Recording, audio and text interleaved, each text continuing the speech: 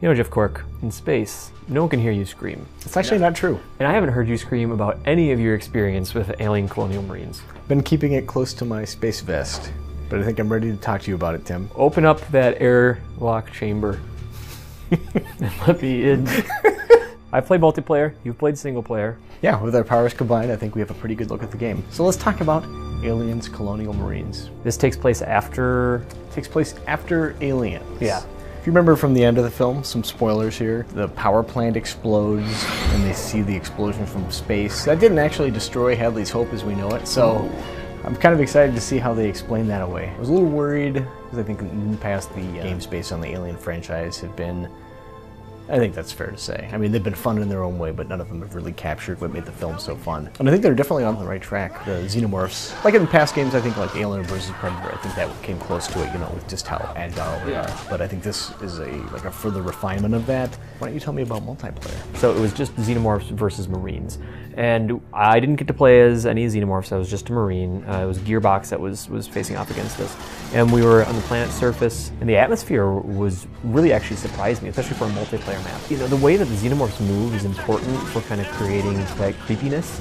And I was surprised by how good the animations are. And I'm sure you saw some of that, but it feels really convincing. You get that sort of unnatural, predatory, stalking motion. It works well in multiplayer. It's not like, you know, your enemy xenomorphs are just like jumping up and down like idiots or something, or teabagging you. It's still really scary, and you have to stay together, otherwise you're just done. But we got pretty surgically taken apart by the xenomorphs. Didn't go that well.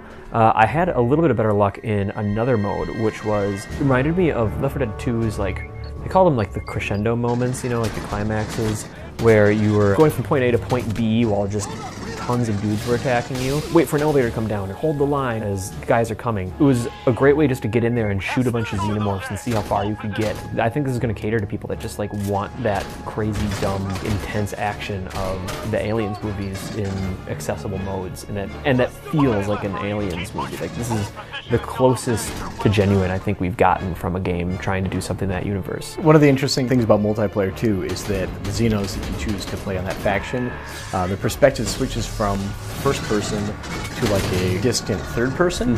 And I was talking to Gearbox about that, and they made that decision for a couple of reasons. First of all, claustrophobia, right? Well, that, and also because they are so nimble that they were saying that like in past games you have like a first person perspective of like you walk up to a wall and suddenly you're on the wall or you go on the ceiling, you know, that it's just kind of disorienting. And this one kind of gives you a better sense of where you are in relation to the world. And they also said, you know, it looks really cool. Yeah. Because the Xenos, they put a lot of effort into them. What I was trying to say about claustrophobia there is, like, in the same sense that Splinter Cell's, you know, mercenaries, like Spies versus Mercs, and I think that that's similar conceptually to what they're doing with multiplayer there, where it's like the Marines are at an advantage because they can attack from a distance. The Xenomorphs are primarily close-range enemies, but they have the advantage because they can see everything around them, and I think that's a really cool way to balance out the gameplay. Yeah. Going into it, I don't know what your thoughts were. I mean, this is a game that's been in development in some form or another for like 5, almost 6 years now. There's been 2 Borderlands since Gearbox started working on this one. So it's just kind of like, not under my radar, but just kind of completely off it. Like, just like, it's just this thing that's happening, whatever. Got a few demos of it, it looked pretty cool, but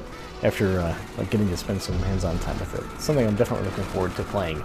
Yeah, in me 2013. too. Dude, let's be Marines together and try to kill a bunch of aliens. Yes.